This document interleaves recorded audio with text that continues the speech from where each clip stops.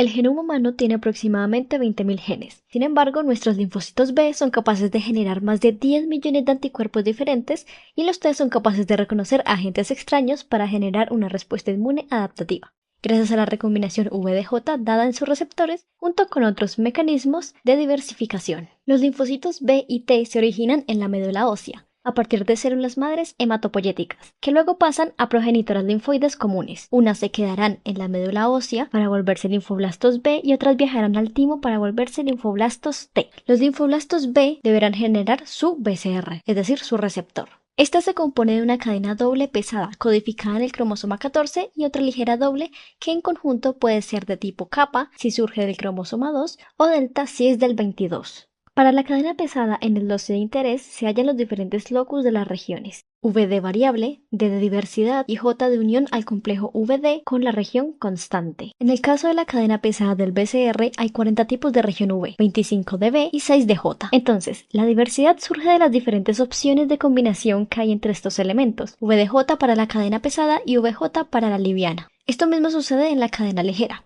con una pequeña excepción en la lambda, donde solo se emparejan las regiones J y C con el mismo número, es decir, J delta 2 con C delta 2 obligatoriamente. Igualmente, la cantidad de regiones VJ varía para el tipo de cadena ligera. En cuanto a los linfocitos T, estos deberán desarrollar su receptor TCR, siguiendo la misma lógica de los B, teniendo en cuenta que para la cadena B la unión de sus elementos VDJ se puede dar entre las diferentes series beta, siempre y cuando estén corriente abajo. Ahora vamos con el reordenamiento en detalle tanto para linfocitos B y linfocitos T. Existen unas secuencias de señal de recombinación RSS asociadas a las regiones VDJ, conformadas por un heptámero, 23 o 12 bases. Esto depende de la cadena, pero ojo, siempre deben estar ambos tipos para el empalme de las regiones.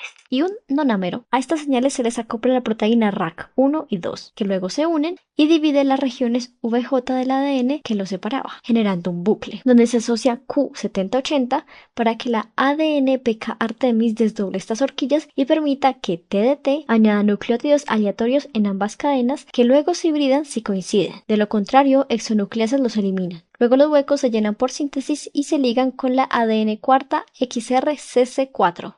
¿Y qué sucedió con el residuo dejado por las RAG?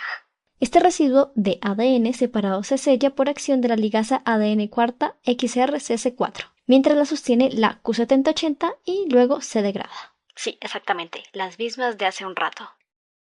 Ahora hablemos de la hipermutación somática, un mecanismo que ocurre en los centros germinales de los órganos linfoides secundarios, como los ganglios linfáticos o el vaso, tras el encuentro con el antígeno.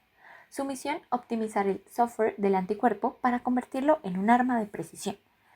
El proceso comienza cuando un antígeno activa la célula B mediante entrecruzamiento de BCRs. La célula B presenta un fragmento del antígeno en MHC clase 2 y una célula T helper CD4 más se une expresando CD40 ligando, el cual se une al receptor CD40 de la célula B.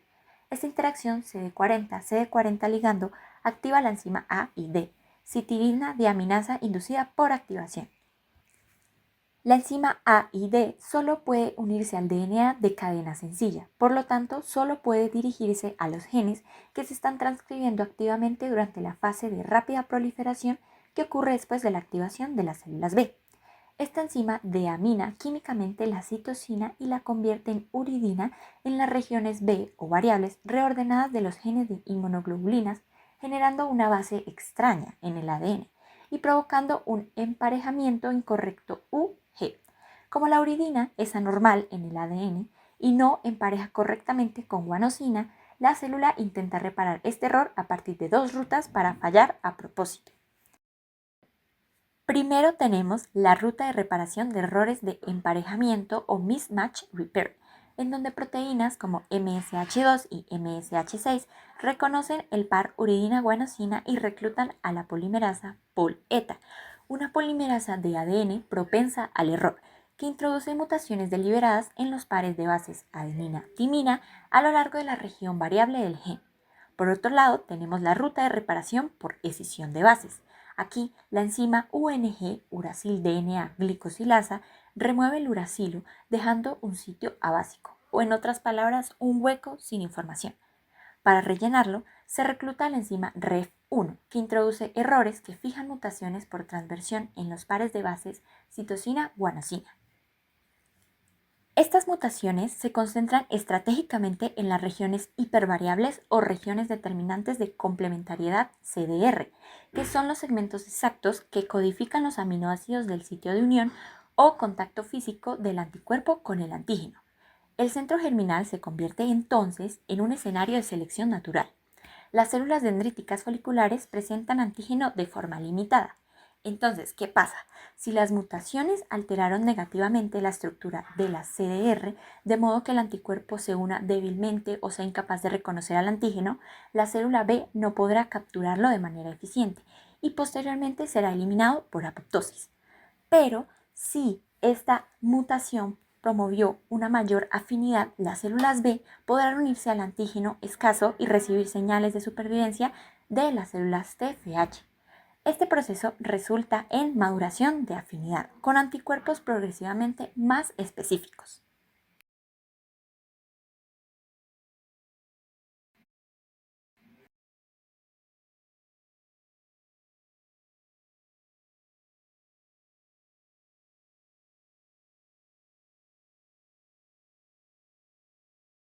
Si el concepto de hipermutación somática se entiende como el software de la inmunoglobulina, el cambio de clase o isotipo es el hardware, porque cambia la región constante, encargada de transmitir señales intracelulares cuando está en la membrana.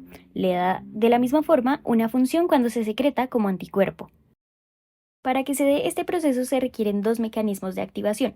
Por un lado, el contacto entre CD40 y CD40L, expresados ambos en la membrana tanto de linfocitos B como de linfocitos T respectivamente. Esto permite la expresión de la enzima AID. También se encuentra un patrón de citocinas que dirige el cambio de inmunoglobulina. Es más o menos un indicador de quién quiere que sea o cómo quiere que sea el cambio. Se expresan en la activación de linfocitos de forma simultánea. Por ejemplo, tenemos que interleuquina 4 permite un cambio hacia IgG o IgE. Hay unas regiones comunes en estas regiones constantes que van a ser de gran importancia para el proceso. Una región de inicio que va a permitir el inicio de la transcripción del ARN. Permite la formación de un transcrito de la línea germinal. Y una región S rica en pirimidinas. En este lugar actúa la enzima AID, que corta el ADN intermedio para hacer el cambio de isotipo. Hay dos tipos de la región S. La región S donante, que es la que está corriente arriba del gen que codifica para la región C de la previamente sintetizada, es decir, la que sintetiza IgD o IgM. Esto es importante porque constitutivamente estos linfocitos B van a presentar inmunoglobulinas de tipo D y M, a menos de que se dé un cambio de isotipo o de clase. Por otro lado, está la región S aceptora, que es una región que de la misma forma se encuentra corriente arriba y codifica la nueva cadena o el nuevo tipo de inmunoglobulina. Esta región está constituida por unas secuencias repetidas cortas de guanina de 20 a 80 bases. Cuando se estimula la transcripción por medio del promotor de la región I, hay una apertura de la doble hélice y se produce un transcrito de la línea germinativa, que va a unirse a la cadena que va en sentido 5'3'.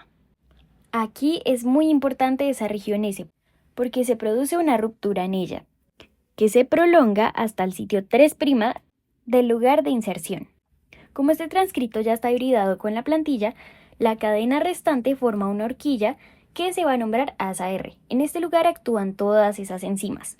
AID cambia citocinas por uracilos, luego UNG actúa dando lugares a básicos, es decir, sin base, quitando todos estos uracilos. Luego, una endonucleasa AP1 genera cortes en estos lugares. Después, exosoma ARN degrada la cadena unida a la plantilla, es decir, ese transcrito, y se exponen residuos de citosina en la plantilla, donde vuelven a actuar estas enzimas degradando la doble cadena de ADN entre S donante y S aceptora. Por último, se ligan estos extremos no homólogos hacia 3' con ayuda de proteínas reparadoras, y se forma el proceso conocido como cambio de isotipo.